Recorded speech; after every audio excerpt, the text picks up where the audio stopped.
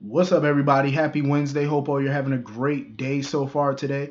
Getting into this episode of B&B. Um, in my opinion, Hope is a grown ass woman. I really don't understand why she needs Brooke's permission or whatever to have Deacon around. You know what I mean? My only thing is if Deacon wants to see Hope and Beth and stuff like that, he needs to go down to the cabin to see them. There's no reason he should be going to the main house. Absolutely no reason. And that should have been happening from the beginning when he came back. He had no reason to go to Brooke's house. None whatsoever. You want a relationship with your daughter? Have one. But you ain't got to be at the house to do it. You know what I'm saying? Go down to the cabin.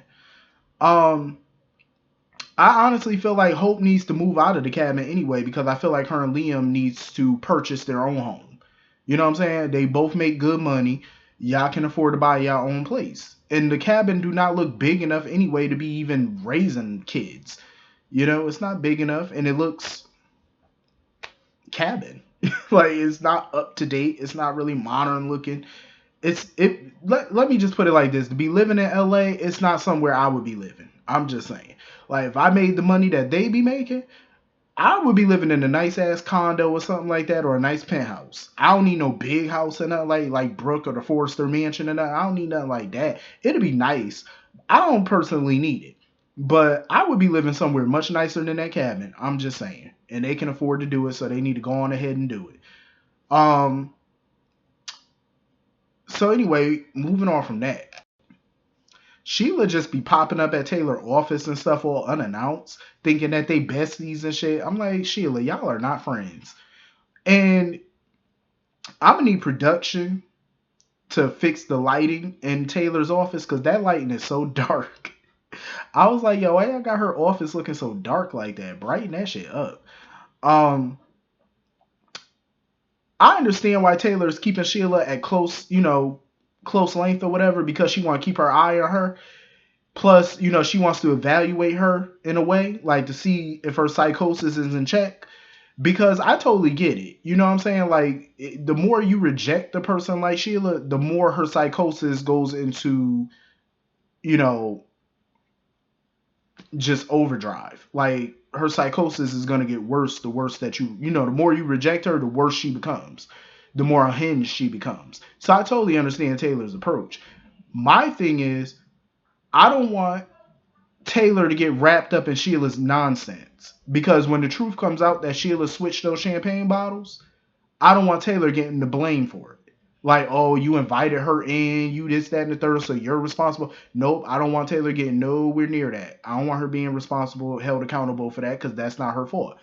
Because Brooke gonna do anything to deflect. Like Brooke, she don't own up to her shit, so she not gonna own it. She gonna try to somehow blame Taylor for this. Like, oh, you invited her into your daughter's home, and that's how this got started. No, it ain't. Cause I could hear Brooke now trying to blame her for it. But I love that Sheila was happy as shit with her handiwork. She was loving it. And she definitely went to go see Taylor to fish for some information. Cause she wanted to know if Ridge made it back home New Year's Eve. And when Taylor told her no, she got happy as shit because that was her confirmation that her plan worked. And I loved it. I love every second of it. It couldn't happen to a nicer person. I just want Taylor to be a little bit more cautious of this girl. You know what I'm saying? Um. So anyway, moving on from that, Ridge was in the office or whatever talking to Thomas and Steffi. I totally understand where Ridge is coming from at first, like where he didn't like why he didn't understand at first. Taylor having Sheila around, like he didn't get it at first, but then he started to understand it because he was like, you know what? He don't know if you can control a person like Sheila. Technically, you can't because she's crazy, but it's better to like indulge her for a second, to let her think that you're accepting of her and stuff, so that way it keeps her psychosis at bay.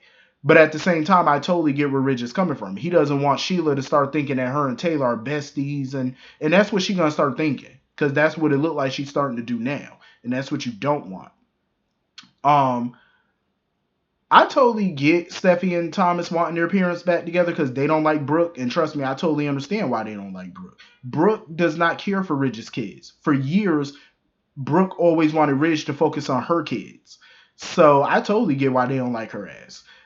Um, But for them to say, oh, well, if he goes back to Taylor, he's going to live a drama free life. That part I don't agree with because no marriage is drama free. There ain't not one marriage that's drama free. I will say him going back to Taylor, I feel like could be good because at least with her, you're not going to have to deal with the shenanigans and the scandals that you have to deal with Brooke. You know what I mean? Like, his life would be less drama. I will say that. I wouldn't say drama free, but it'd be less drama because all married couples go through their stuff. But at least he wouldn't have to worry about, Taylor running around busting it wide open for another dude while he out of town for a day. I mean, come on, the man was gone for one day. And here go Brooke, got another man, her baby daddy in her house, and they sit here drinking while your husband is out of town for one day. Like, you couldn't chill out for one day, you had to be with a man? That don't make no damn sense. So Ridge ends up going back home and he starts apologizing to Brooke for not being there on New Year's Eve. In my opinion, Ridge does not owe that woman not one apology. Why are you apologizing? You had to go out of business. You had to go out of town for business purposes. Like, that's understandable for a co-CEO of a company. CEOs go out of town all the time for business. All the time. Um, so she was like, oh no, I'm not blaming you. I blame myself. Talking about, oh, I'm not, myself when you're not around. I'm like, that sounds like codependency to me. Like, how can you not go as a wife? How can you not go one day without your husband? How is that possible? You can't go a day without him? That's codependency. That means you depend on him a little bit too much. Like, you just can't move without him there. That don't make no damn sense to me. It don't make no sense. Like, she coming up with all these excuses, talking about, oh, I gotta tell you what's going on. And mind you, Rich told her, he was like, how about we travel more? Like, we could start traveling more. And she kind of balked at the idea of them traveling more. I'm like, that's what married people do. They spend time with each other. See, that's what I don't get about Brooke. New Year's Eve, he told her, before New Year's Eve, he told her he had to go on a business trip. He wanted her to go with him so they could bring it in, the new year together. And she was like, no, I want to spend it with Hope and the kids. And I'm like, you see these kids every day. You see Hope every day. You can't spend one night away from them? Hell, you spent Christmas with them. New Year's Eve, you should be with your husband. It's a chance for y'all to do something by yourselves. You know what I mean? And she wouldn't even do that. Now he's telling her, oh, let's start taking more trips together. She don't want to do that. Brooke is insane. She's insane. I'm like, you are the downfall of your own marriage at this point. Um, so she trying to, get up the courage to tell Ridge what happened on New Year's Eve. Talking about, oh, I messed up big time. Oh, I messed up. Like, just keep going over and over how she messed up and she got to tell him. I don't really think she going to tell him about the kiss between her and Deacon. I don't think she going to tell him that. She probably going to tell him how she relapsed and started drinking that night. That's what I think she might tell him. Because that whole thing between her and Deacon, ain't no way in the world she about to sit here and tell Ridge that. Because if she tell Ridge that she kissed Deacon and they were drinking together, Ridge will drop her like a bad habit. Because y'all remember when her and Ridge got married again in 2012. They went on that honeymoon and then Brooke came back by herself.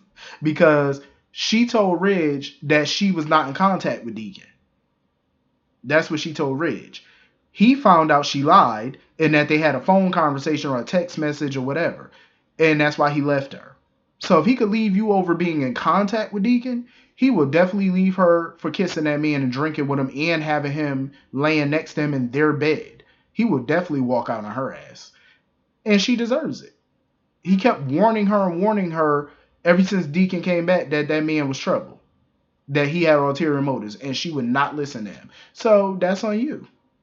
And I hope Ridge do walk out on her ass. Not to say Ridge is perfect, because Ridge had, he done his fair share of dirt over the years. But it's like, come on, how you go away for one night and your wife can't be faithful for one night? And I don't even want to hear people say, oh, well, she was drinking. No, that shit ain't no excuse. I'm gonna tell you right now, drunk people speak a very sober mind. I'm gonna tell you that right now. When you drunk, you do things that you want to do when you drunk. That's when your real self come out and you start doing shit that you suppress when you're sober. You know what I mean? Like, you try to hide what you do when you sober, but when you drunk, it come out of you. How you really feel comes out. But I really hope Rich don't buy none of her bullshit when the truth do finally come out. I don't think she gonna tell him the full truth. She just gonna tell him, like what she want him to know. So anyway, that was pretty much the whole episode. Hit the comment section, let me know what y'all thought, and I'll see y'all all later. Peace.